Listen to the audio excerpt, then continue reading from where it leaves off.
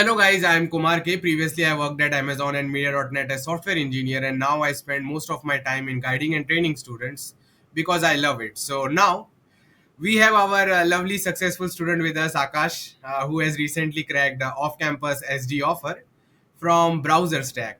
Okay, as a 2024 grad. So Akash, can you start introducing us to our audience, please? Yeah, sure, sir. I'm Akash Litoria, and I'm a 2024 graduate, and I have recently cracked an off-campus opportunity from Browser Stack. And this Okay. position is a software development role okay and full okay stack. सो आकाश, आप तो 2024 grade हो और 2024 grade अब आप जानते ही होंगे बहुत ज़्यादा स्ट्रगल फेस कर रहे हैं इंडिया में ऑफ कैंपस एसडी ऑफर्स निकालने के लिए। तो इस पॉडकास्ट में हम सब कुछ डिस्कस करना चाहेंगे कि क्या क्या जर्नी रहती है और क्या क्या किस टाइप से एफर्ट्स करने पड़ते हैं, ताकि अगर आप 24 23 25 ग्रेड्स हो तो उनको पता चलेगा कि एग्जैक्टली चीज़ें करनी कैसे कैसे होती है। तो आपने ब्राउजर स्टैक में ऑफ कैंपस ऑफर क्रैक किया, उसके लिए कॉन्ग्रेचुलेशन। और सबसे पहले वो चीज से स्टार्ट करते जिससे बच्चों को सबसे ज्यादा डर लगता है। तो आप ये बताइए, ब्राउजर स्टैक का ओए से डिस्कस करने के पहले आप ये बताइए कि कैसे अपॉर्चुनिटी मिली, कैसे क्या हुआ था, वो आप स्टार्ट से बताइए आकाश। तो मैं 2024 ग्रेजुएट हूँ, तो मैं लास्ट ईयर से बहुत आगे अप्लाई कर रहा था ऑफ कैंपस रोल के लिए। तो मैं डेली एग्जैक्ट 50 to 100 एप्लीकेशन डाल देता। तो डेली आप एंड 50 to 100 जगह अप्लाई करते थे? Okay yes sir, daily 50 to 100 application डालता था, एंड मैं मल्टीपल वेबसाइट्स का यूज करता था। Okay okay okay. तो जैसे कि मैंने ओके, तो फिर आपको ब्राउजर स्टैक का अपॉर्चुनिटी कैसे मिला? तो ब्राउजर स्टैक ने उनकी ओपनिंग को लिंक्डइन पे पोस्ट किया हुआ था, तो मैंने वहां पे मेरे को जैसी अपॉर्चुनिटी मिली, तो मैंने ब्राउजर स्टैक के एम्प्लॉय को रेफरल के लिए मैसेज किया। तो मैंने अराउंड 20 to 25 पीपल्स को मैसेज किया था वहां पे, ओके एंड मैंने फिर रेफरल के थ्रू अप्लाई किया। Okay okay. तो मतलब स्ट्रेटेजी ये नहीं होनी चाहिए कि हमको एक एम्प्लॉय दिखे उनको रेफरल के लिए मैसेज करके रुक गए, कम से कम 20 25 को करना चाहिए ताकि हमारे चांस हाँ बढ़े। ओके हाँ, ओके ओके। क्योंकि लिंक्डइन पे इतना ज्यादा कोई एक्टिव होता नहीं है, तो अगर आप एक ही इंसान पे रिलाई करोगे तो हो सकता है कि आपको रेफरल ना मिले। तो एटलीस्ट 20 to 25 पीपल को मैसेज डालो, तो उसमें से हो ओके सकता है कि आपको एक दो लोग तो रेफरल दे ही देंगे। Okay okay. तो सबसे ज्यादा डर बच्चों को ओए से लगता है, तो आप ये बताओ कि ब्राउजर स्टैक का ओए 2024 में किस टाइप का रहा, क्या ड्यूरेशन था और क्या टाइप के क्वेश्चंस थे, क्या सब चीजें थी, वो बताइए।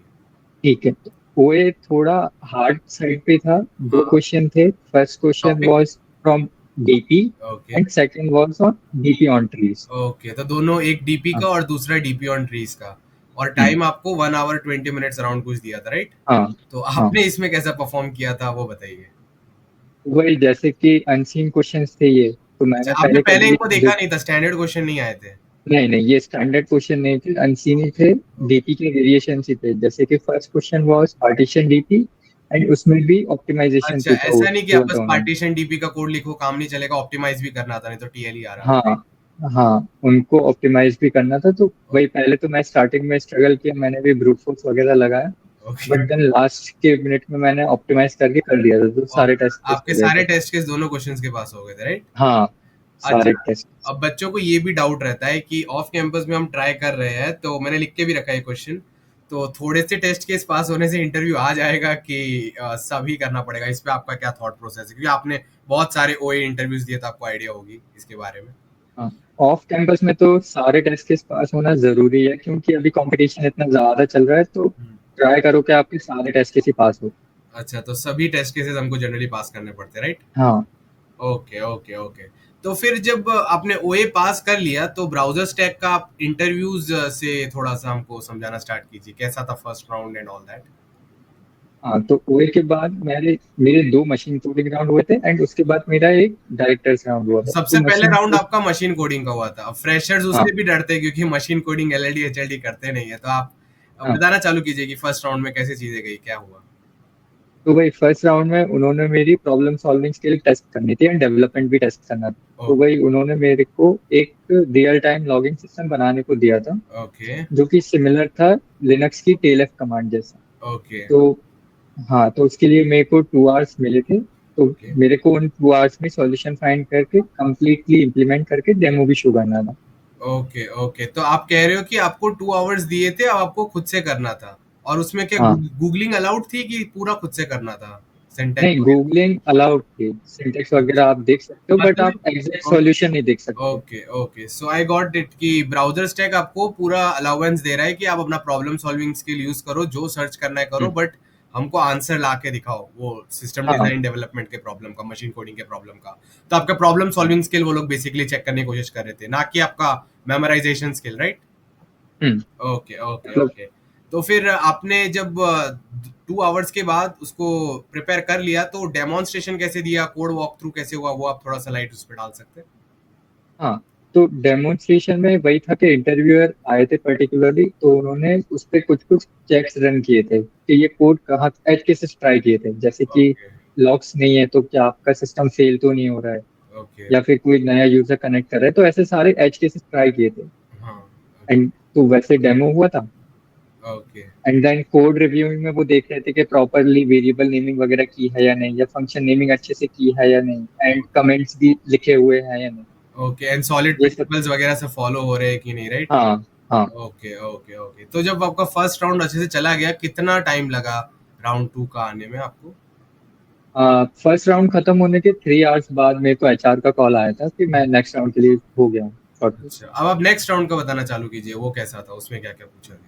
हाँ, तो नेक्स्ट राउंड भी मेरा मशीन कोडिंग राउंड ही था। उसमें हाँ। मेरे को एक वेब सर्विस इंप्लीमेंट करने को बोला था जो कि ब्राउजर्स के साथ इंटरेक्ट करता है, जैसे कि स्टार्ट एंड स्टॉप करता है ब्राउजर को, एंड ओके काफी सारे फीचर्स थे उसमें।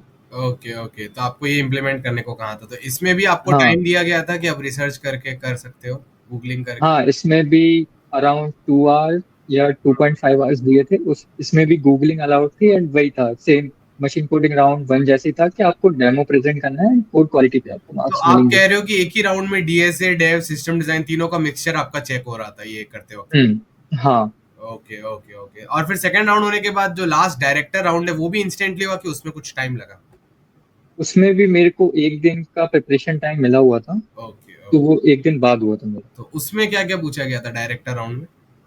डायरेक्टर राउंड में सबसे पहले तो वही मेरे को पूछा था कि मेरी करंट इंटर्नशिप मेरे को पीपीओ नहीं दे रही है क्या, तो वही अच्छा सब नॉर्मल क्वेश्चंस अच्छा थे कि मैं ब्राउजर स्टैक को क्यों ज्वाइन करना चाह रहा हूँ, अच्छा। एंड ब्राउजर स्टैक करता क्या है। तो इसके लिए मैंने कंपनी रिसर्च की हुई थी हाँ, अच्छे वो से, मैंने आपको प्रोडक्ट कहा यूज भी किए था थे। कि कंपनी रिसर्च पूरा करके जाना, पूछेंगे हाँ, नहीं। आप ठीक है। भाई आपने डॉक शेयर किया था मेरे साथ, हाँ तो मैंने ठीक है। उसके अकॉर्डिंगली प्रिपेयर किया था वो सब। अच्छा, और उन्होंने कुछ टेक्निकल क्वेश्चंस पूछे कि उन्होंने नहीं पूछे वो डायरेक्टर राउंड में? नहीं, डायरेक्टर राउंड में मेरे से काफी टेक्निकल क्वेश्चन हाँ, पूछे थोड़ा गए। सा बताना चालू कीजिए, क्योंकि मैंने जब आपका एक्सपीरियंस आपने मुझे बताया, तो उसमें लिखा था रेज्यूमे रिलेटेड बहुत कुछ पूछ रहे थे, तो उस पर आप थोड़ा लाइट हाँ वो करना चाहेंगे? हाँ, तो मेरा ऐसा था कि मैं डीएसए करने के लिए जावा यूज करता था, एंड डेवलपमेंट में मेरा जावास्क्रिप्ट टेक स्टैक था। तो ओके डायरेक्टर राउंड में उन्होंने मेरे से ये जावास्क्रिप्ट एंड जावा से रिलेटेड क्वेश्चन पूछे कि एसिंक्रोनस प्रोग्रामिंग क्या होती है, पैरेलल प्रोग्रामिंग से वो कैसे डिफरेंट है। ओके हाँ, तो ओके ये सब क्वेश्चन पूछे, एंड ब्राउजर से रिलेटेड क्वेश्चन पूछे कि ब्राउजर कैसे वर्क करता है, डीएनएस रिजॉल्वर वगैरह क्या होता है, ठीक सब। है। एंड फ्रंट एंड के क्वेश्चंस भी थे कि मैंने मेंशन किया होता कि मैं रिएक्ट यूज करता हूँ फ्रंट एंड डेवलपमेंट में, तो उसमें ओके उन्होंने ओके। रिएक्ट के फीचर्स वगैरह मतलब डिस्कस जो किए। जो आपने रेज्यूमे में लिखा है, बता रखा है, उसी के अंदर वो डीएफएस करके और डीपली पूछ रहे हैं एक एक चीज, राइट? हाँ हाँ, काफी डीप पूछा हुआ था तो इन्होंने जो यहाँ पे। फ्रेशर्स मतलब ऐसे ही नाम के लिए प्रोजेक्ट डाल देते हैं कहीं से कॉपी करके, हम्म। उनका इसमें काम नहीं बनने वाला, राइट? नहीं, आपको सारा कुछ पता होना चाहिए, और वो भी इन क्योंकि डेप्थ पता होना चाहिए, राइट? हाँ, इंडेप्थ पता होना चाहिए। सो इससे हमारा कंक्लूजन ये आता है कि अगर आपको ब्राउजर स्टैक क्रैक करना है, तो पहली बात तो ओए में हार्ड अनसीन डीएसए प्रॉब्लम्स होंगी, स्टोरी बेस्ड आपका डीएसए स्ट्रांग होना चाहिए। फिर बाद में हम्म, आपका problem solving, development, system design सब स्ट्रांग होना चाहिए, वो भी एज अ फ्रेशर, राइट? हाँ तब जाके आपका ब्राउजर स्टैक में हो सकता है। तो कॉन्ग्रेचुलेशन फॉर दैट आकाश, आपने क्रैक किया। अब हम आप ओके आकाश, सो सबसे बड़ा क्वेश्चन सारे स्टूडेंट्स को है कि ऑफ कैंपस में हमको नेविगेशन कैसे करना है। लेट्स से मैं थर्ड फोर्थ ईयर स्टूडेंट हूँ, तो अब मैं क्या करूँ कि मेरे ऑफ कैंपस के चांसेस बढ़ जाएंगे, और स्पेशली मैं अगर टायर 3 टायर 4 कॉलेज का स्टूडेंट हूँ, तो क्या क्या करना चाहिए और इसके लिए क्या रोड मैप होना चाहिए? आकाश, आप इस पर थोड़ा लाइट डालना चालू कीजिए। वही ऑफ कैंपस प्लेसमेंट क्रैक करना काफी टफ है, और अभी की मार्केट सिचुएशन देख के तो काफी ज्यादा टफ है, तो ओके। आपको बस ट्राई करते ही रहना है। मैं भी लास्ट 1 ईयर से ट्राई कर रहा था। अच्छा। तो मैंने सबसे पहले चीज क्या की कि मैंने लिंक्डइन और रेज्यूम मेरा अच्छा किया, तो उसके लिए मैंने आपने जो डॉक शेयर किए थे, resume guidance and LinkedIn LinkedIn guidance. Guidance use किए थे? हाँ, तो मैंने उस हिसाब से मेरा लिंक्डइन एंड रेज्यूम को प्रिपेयर किया, तो फर्स्ट थिंग तो ये हो गई मेरी। एंड सेकंड थिंग मैंने क्या किया कि मैंने डेली बेसिस पे अप्लाई करना स्टार्ट किया, तो मैं डेली 100 to 50 एप्लीकेशन डाल देता। 100 to 50 एप्लीकेशन आपको करने चाहिए डेली। हाँ हाँ। अच्छा, ठीक। तो इसके लिए मैं डिफरेंट प्लेटफॉर्म्स का यूज करता था, तो मैं हाँ, लिंक्डइन का यूज करता था, ट्विटर का यूज करता था, इंस्टा हायर का यूज करता था, well found and Hirist okay, का यूज करता था। ओके। एंड मैंने लिंक्डइन एंड ट्विटर पे कुछ अकाउंट भी फॉलो किए थे जो आपके लिए जॉब कंपाइलेशन डाल देते हैं कि एक ही अच्छा, पोस्ट में वो आपको 12 to 13 लिंक्स दे देंगे जॉब के, तो आपको अच्छा, ऐसे सेलेक्ट नहीं करने पड़ते, वहां से आप डायरेक्ट अप्लाई कर अच्छा। तो सकते हो। अब तक का कंक्लूजन ये आया है कि लिंक्डइन बेस्ट होना चाहिए, रेज्यूमे हम्म, बेस्ट होना चाहिए। आपको जो अप्लाई रेफरल है दिन में 100 से 50 करने हैं अगर आप ऑफ हम्म, कैंपस ट्राई कर रहे हो टायर 3 टायर 4 से। और नेक्स्ट हम्म, कि आप ट्विटर लिंक्डइन पर उन लोग को फॉलो करो जो बार बार जॉब का अपॉर्चुनिटीज पोस्ट करते रहते हैं, राइट? पोस्ट कर रहे हैं, हाँ। तो अब सबसे बड़ा डाउट ये है कि चलो हमको मैंने लिख के भी रखा, हमको एक जॉब अपॉर्चुनिटी दिख गई, ठीक है, हम्म, हमारा रेज्यूमे उससे मैच भी हो रहा है, ठीक है, हम्म। एलिजिबिलिटी भी है, तो अब हमको क्या करना चाहिए? हम क्या डायरेक्ट अप्लाई कर दे कि रेफरल के लिए क्या करना चाहिए? आप इसके बारे में बताइए। आप सबसे पहले तो चेक करो कि अगर आपको हायर एचआर की इन्फॉर्मेशन मिली है तो आप सीधा रेज्यूम एचआर के साथ सिलेक्ट कर अच्छा तो शेयर कर आप दो। अच्छा तो जब बहुत बार जब लिंक्डइन पर पोस्टिंग आती है तो नीचे एचआर का कांटेक्ट होता है, उनको हाँ डायरेक्ट कांटेक्ट करके कन्विंस करना बेटर है, राइट? हाँ, वो बेटर है। और दूसरे तरीके कुछ? दूसरा, फिर अगर एचआर का आपको नहीं मिल रहा है देन रेफरल के लिए ट्राई करो, तो उसके लिए वही है कि आप 20 to 25 लोगों को मैसेज करो सेम कंपनी से, ओके, तो ओके। वो आपको वहां से रेफरल मिल जाएगा। अच्छा, और ऐसा भी नहीं करना है कि रेफरल के लिए ज्यादा वेट करना है, क्योंकि मेरे साथ ऐसा हुआ था कि कुछ कुछ जॉब पोस्टिंग एक्सपायर हो जाती थी। अच्छा, तो अच्छा। तो मतलब हाँ आप कह रहे हैं कि एक को मैसेज मत करो, रेफरल के लिए मल्टीपल लोग को करो। और अगर आपको 6-7 घंटों में कोई रिस्पॉन्स नहीं मिलता तो आप नॉर्मली अप्लाई कर दो, हाँ, क्योंकि आप उसके नॉर्मली बारे में अप्लाई डिले कर हो दो। जाएगा। ओके, वही। Okay, okay, okay. और ऑफ कैंपस के बारे में आप कोई 2-3 टिप्स बताना चाहेंगे जिससे बच्चों को थोड़ा हेल्प हो सके? और टिप्स ऑफ कैंपस के लिए यही हो सकती है कि आपको बेसिकली अप्लाई तो डेली करना है। हाँ, एंड अप्लाई भी ऐसा डायरेक्टेड वे में करना है, ऐसा नहीं करना है कि कहीं भी अप्लाई कुछ भी कर रहे हैं। ओके, हाँ, ओके, कि आपको टेलर करना पड़ेगा आपका रेज्यूम जॉब डिस्क्रिप्शन के हिसाब से, तभी आपके शॉर्टलिस्टिंग होने के चांसेस ज्यादा हैं। एंड रेफरल के थ्रू अप्लाई करो, वो चीज है। और रेफरल का एंड टेम्पलेट भी टेलर करना चाहिए, राइट? हाँ, डिपेंडिंग ऑन द आपको जॉब एक डिस्क्रिप्शन। रेफरल का टेम्पलेट बना लेना चाहिए, क्योंकि जितने जल्दी आप अप्लाई करोगे किसी भी जॉब पोस्टिंग पे उतने ज्यादा चांसेस होते हैं शॉर्टलिस्ट होने। Okay, okay. एंड अगर कोई छोटा स्टार्टअप है या कोई भी स्टार्टअप है और आपको सीटीओ या को फाउंडर की इन्फॉर्मेशन मिली है, तो आप सीधा उनके साथ अपना रेज्यूम शेयर कर दो। तो भी आपके चांसेस बढ़ जाते हैं। हाँ, तो आपके चांसेस ज्यादा बढ़ जाते हैं और ऑफ कैंपस। कौन कौन सी वेबसाइट्स पर ट्राई करना चाहिए? वेबसाइट तो मैं जो यूज किया है वो है LinkedIn, Twitter, Insta okay, hire, Wellfound and Hirist. Okay. तो जो आपका लिंक्डइन है, रेज्यूमे है और जो आपकी टेम्पलेट्स थी वो हम सब वीडियो के डिस्क्रिप्शन में डाल देंगे ताकि बच्चे लोग चेकआउट कर सके। ओके। हाँ, मेरे पास ट्रेनिंग के लिए आपके कोर्स में भी daily Saturday and Sunday sessions होते हैं हर वीक, तो मैं उनमें भी जाता था। वहां पे मेरे को कमल भैया अच्छे से गाइड करते थे एंड आप भी गाइड करते थे कि आपको जितने ज्यादा एप्लीकेशन डालोगे उतने ज्यादा आपके सक्सेस के चांसेस बढ़ेंगे। तो मतलब एंड आप रिज्यूम। इससे हमको ये पता चलता है कि rather than just attending the DSA classes in program, it's very important कि आप Saturday Sunday off campus job search training भी जाओ, ताकि आपको हाँ। पता चले कि ऑफ कैंपस में क्या क्या करना है हर हर हफ्ते, राइट? हम्म, स्टूडेंट्स को जानना है आपसे कि let's say we are in tier 3 college, okay, hmm, तो कैसे हमको कोडिंग करनी चाहिए? आपकी कोडिंग जर्नी कैसी थी डीएसए वगैरह की जिससे आपको ऑफ कैंपस ऑफर मिले, आकाश? हाँ। तो कोडिंग में मैं पहले क्या करता था कि जो भी स्टैंडर्ड शीट्स हैं बस वही कर लेता था, तो मेरे को लगता था कि उतना करने से हो जाएगा। बट ओके, जब मैं फाइनल ईयर में आया, मैंने प्लेसमेंट के लिए बैठा, तो मेरे को पता चला कि उतना करने से नहीं हुआ। तो ओके, तभी मैंने आपको लिंक्डइन पे डिस्कवर किया, आपका प्रोग्राम ज्वाइन किया एंड वहां से मेरे को ये अनसीन प्रॉब्लम्स की प्रैक्टिस हुई। तो ओके, मैंने वही किया था वहां से कि मैंने आपके रेगुलरली सेशंस अटेंड करता था, जो भी आप ओके। सॉल्विंग करते थे कॉन्टेस्ट वगैरह की एंड कंपनीज प्रॉब्लम सॉल्व कराते थे। हाँ, ओए के तो वहां से, राइट। हाँ, तो वहां से मेरी अनसीन प्रॉब्लम की प्रैक्टिस स्टार्ट हुई एंड मैं ओए के लिए प्रॉपरली ट्रेन करना स्टार्ट हुआ।